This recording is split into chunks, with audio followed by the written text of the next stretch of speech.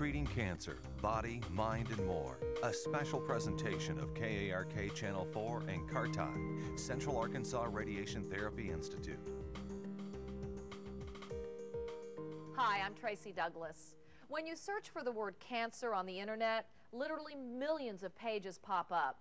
There are sites on symptoms, testing, causes, on and on. Well, with such a broad topic, we've decided to focus on one thing: treatment. But not just treatment of the body, there's also the mind.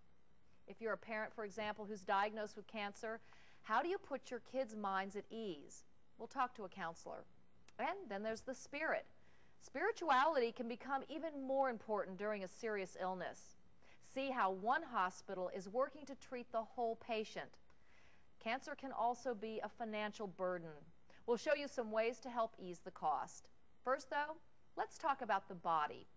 Now, while there are many alternative treatments for cancer, there are three traditional methods that most doctors use: chemotherapy, surgery, and radiation. About 60% of all people with cancer will receive radiation.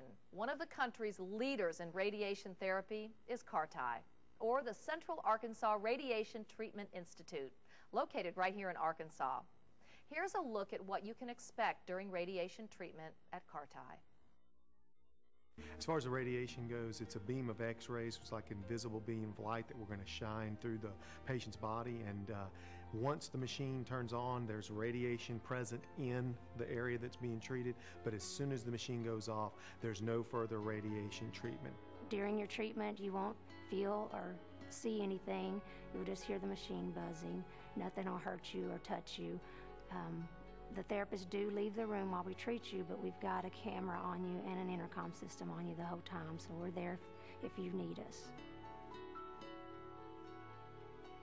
Radiation works by disrupting the cellular structure of the cancer cell, namely the cell membrane or the DNA structure or genetic structure of the cancer cells.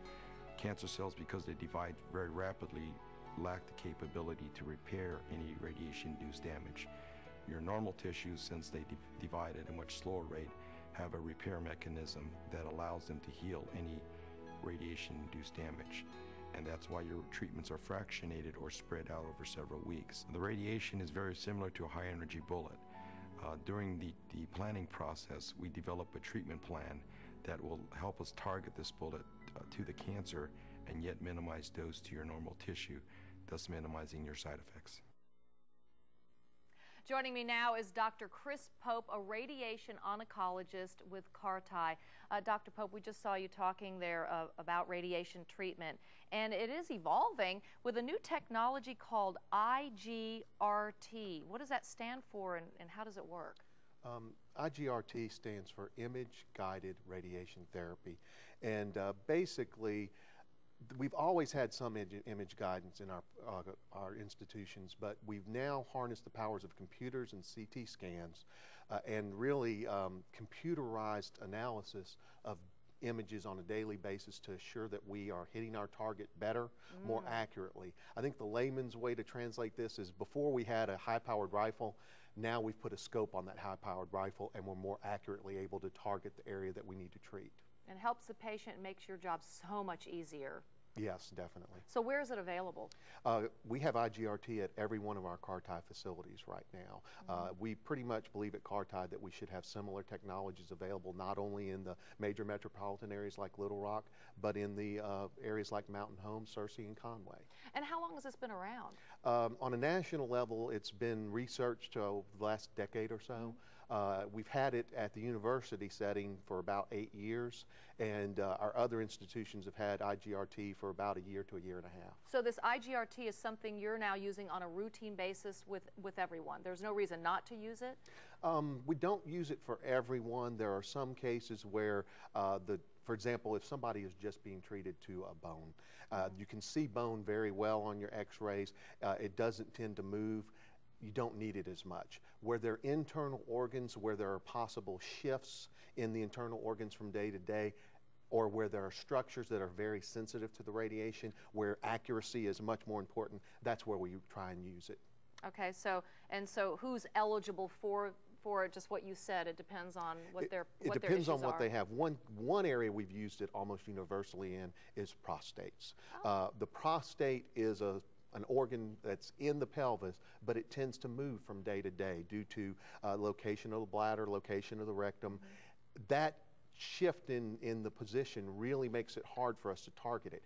We're able to now put some gold seeds, markers within the prostate, and basically line up to that individual marker day to day, no matter where it might drift from day to day. Well, thank you so much for being here. Appreciate it. Strengthening the body is also an important part of fighting cancer. So, Kartai is working with fitness centers in Little Rock and North Little Rock to provide the Cancer Well Fit program. Now, the class meets 2 times a week for 10 weeks. Grace Willingham, who has been in remission from breast cancer for 2 years, wishes she'd started the classes sooner. I think it's good to strengthen your body after cancer treatments because your body is real weak. And I work in a warehouse, and I should have came here before I went back to work, because when I went back to work, I noticed that my body wasn't strong like it was when I was working before cancer. Personal trainer Jeff Witherington, who leads the class, believes that exercise also helps you fight off cancer. He says that in all of his classes that he's taught, all but one person has remained cancer-free. Coming up, talking to your kids about cancer. How should you answer their questions? We'll have some advice. And later, the faith factor. How to make sure you receive spiritual care from your doctor.